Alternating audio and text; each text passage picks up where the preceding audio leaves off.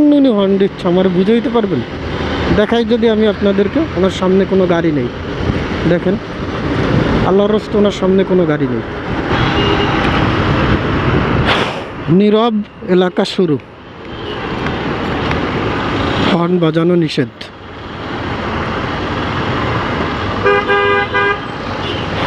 Private car, কিন্তু ভদ্র মানুষ, শিক্ষিত মানুষ। কালকে একটা নিউজ দেখলাম, জাতিসংঘের গবেষণা অনুযায়ী সবথেকে শব্দ দূষণের এলাকা এই ঢাকা শহর,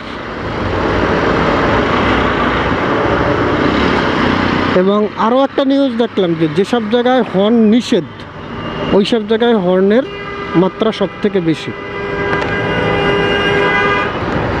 ইউনাইটেড ইন্টারন্যাশনাল ইউনিভার্সিটির গাড়ি, এটা বাস।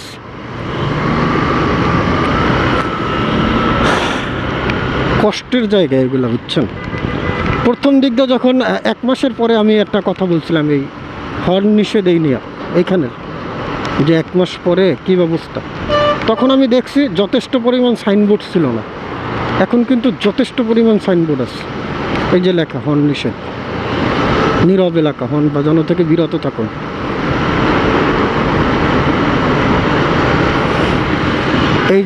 এই যে সাইনবোর্ড। এখন কথা হচ্ছে যে আমরা ভালো হবো কবে? হর্ন না দিলে আরও মানুষ বলে আইসা আপনি হর্ন দেন না এখানে, কি বলেন? বাইকারদের তো যেন আছে বিষয়গুলো। কি জন্য উনি হর্ন দিচ্ছে আমার বুঝাইতে পারবেন? দেখাই যদি আমি আপনাদেরকে, ওনার সামনে কোনো গাড়ি নেই, দেখেন আল্লাহর রাস্তে ওনার সামনে কোনো গাড়ি নেই, শুধু শুধু হর্নটা দিল। কি মানে আছে? প্রতিদিন তো এখানে অনেক জ্যাম থাকে, জ্যাম থাকলে দেখা যাইতো যে আমাদের বাইকার, আমি যে এদেরকে কিছু বলি না কেন জানেন? এদেরকে যদি কিছু বলি তাইলে বলবে বেড়া সব থেকে হর্ন তো বেশি দেয় বাইকাররা, এই জন্য কিছু বলি না এবারে। কখন আমি কাউরে আন পর্যন্ত বলিনি ভাই হর্ন দিচ্ছেন কেন, কিচ্ছু বলিনি। কেন, কীভাবে বলবো? সব থেকে বেশি হর্ন দেয় বাইকাররা।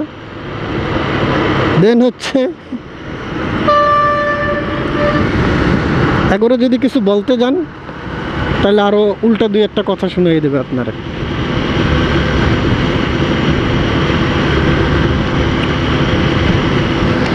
এই জায়গাটারে হর্ন নিষিদ্ধ করছে, ওইটাই মানতে পারি না আমরা।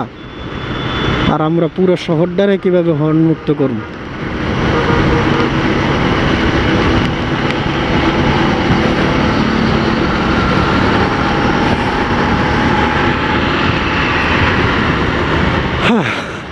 হয়তো একদিন বাংলাদেশটা ভালো হবে। এই জায়গায় যদি আমি মনে করি, এই জায়গায় যদি একদিন শুধু এই জসিমউদ্দিন থেকে নিয়ে লেমেরিডিয়ান পর্যন্ত যদি একদিন যদি মামলা দেওয়া হয়, ফুল দিন, লক্ষাধিক মামলা খাইবে, লক্ষাধিক মামলা পুলিশের ভান্ডারে জমা হইবে, 1 লক্ষের উপরে। আমি বিশ্বাস একবার, এটা আমার দৃঢ় বিশ্বাস। এত পরিমাণ হর্ন দেয় মানুষ, মানে এখানের যে হর্ন নিষেধের যে ব্যাপারটা, এটা এক রকমের কিন্তু ডিজিটাল পদ্ধতিতেই বলা ছিল। SMS-টা হয়তো বা ড্রাইভিং লাইসেন্স যাদের আছে তাদের দেয়া, মানে ওই মোবাইল নাম্বারগুলো আসছে, না হয় যাদের নামে গাড়ি রেজিস্ট্রেশন তাদের নামে আসছে। আই থিঙ্ক যাদের ড্রাইভিং লাইসেন্স যেই নাম্বার দিয়ে করা ওই নাম্বারে আসছে আমার মনে হয়। তো আমার কথা হচ্ছে যে এতভাবে দেয়া, এখন তো যথেষ্ট পরিমাণ হর্ন সাইনবোর্ড আছে, তাও মানুষের কেন এই জিনিসটা বুঝে আসে না যে এখানে হর্ন দেওয়া যাবে না? কেন মানুষ বুঝে না কেন? কবে বুঝবে? আমাদের দেশের মানুষ কবে বুঝবে যে এইসব এলাকাগুলো অ্যাটলিস্ট নিষিদ্ধ করে? এইসব বিশ্বাস করেন, কি যেন বলে, ক্যান্টনমেন্টের ভিতরে হর্ন নিষেধ, কেউ মানে না, কেউ মানে না। তাও ওখানে তুলনামূলক কিছু রকম দেয়, তুলনামূলক কিছু মানুষ কম দেয়।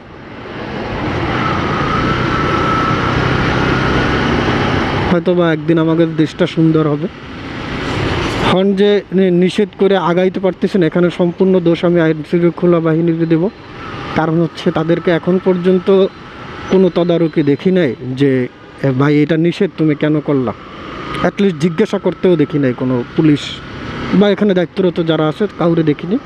প্রথম মাস দুয়েক মনে হয় ছিল, একটা সাইনবোর্ড নিয়ে দাঁড়াইয়ে থাকতো ওই যে লেমেরিডিয়ানের সামনে, আর হচ্ছে এখানে জসিমউদ্দিন ইবিএল ব্যাংকের সামনে দেখতাম ওরা কিছুটা দাঁড়াইয়ে থাকতো কয়েকজন মানুষ। সম্ভবত এটা কোনো প্রাইভেট সেক্টর থেকে না গভর্নমেন্ট সেক্টর থেকে আমি জানি না, মানে সতর্কতামূলক কিছু মানুষ দাঁড়াইয়ে থাকতো।